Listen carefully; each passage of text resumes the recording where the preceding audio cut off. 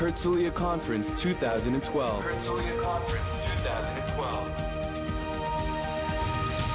Special interviews, highlights, and live broadcasts on IDC Radio.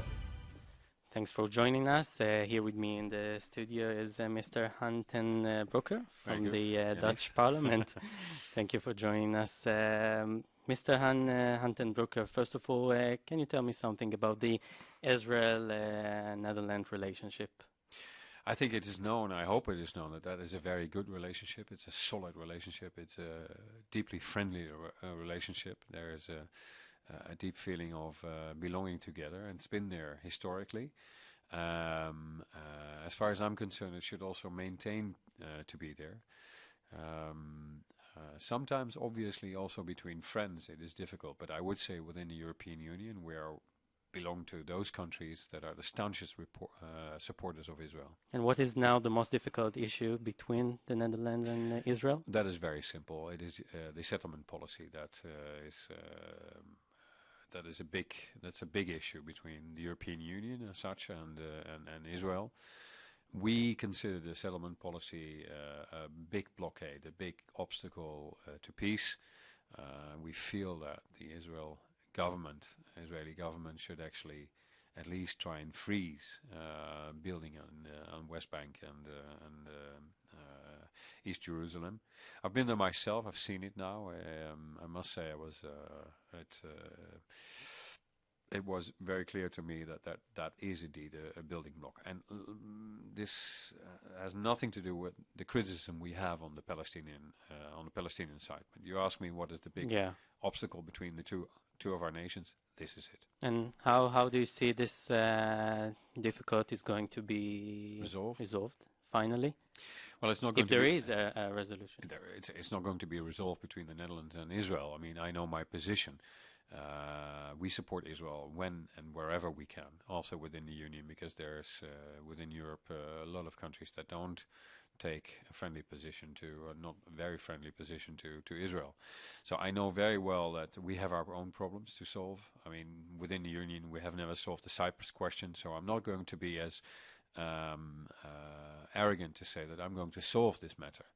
But obviously the international community and the European Union, being part of that international community, has ideas about what the road to peace could be. And on this road there is a couple of obstacles. Some of them have to be torn down. I think that Israeli politics has shown enormous courage in the last couple of years to surround themselves around the idea of a two-state, two-nation policy. But I do feel, however, supportive I am of that the settlement policy should stop. Can you tell me something as a parliament member about the connection between the government of Israel and the government of Netherlands, if there is? We had your Prime Minister, Bibi Netanyahu, coming in last week, not just visiting our Prime Minister, Mark Rutte, who's of my party, which was a very good visit.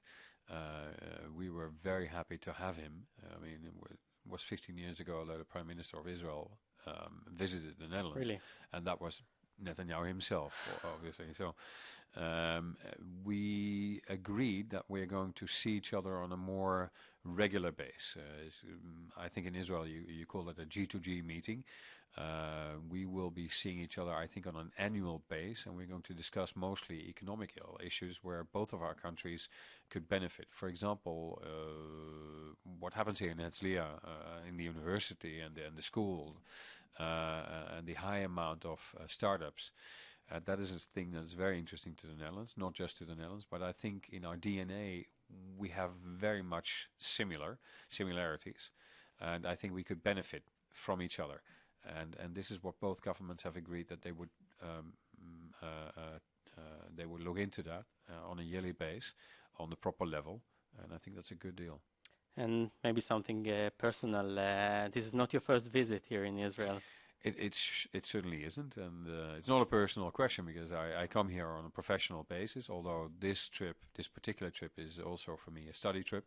I was invited by the Herzliya Conference.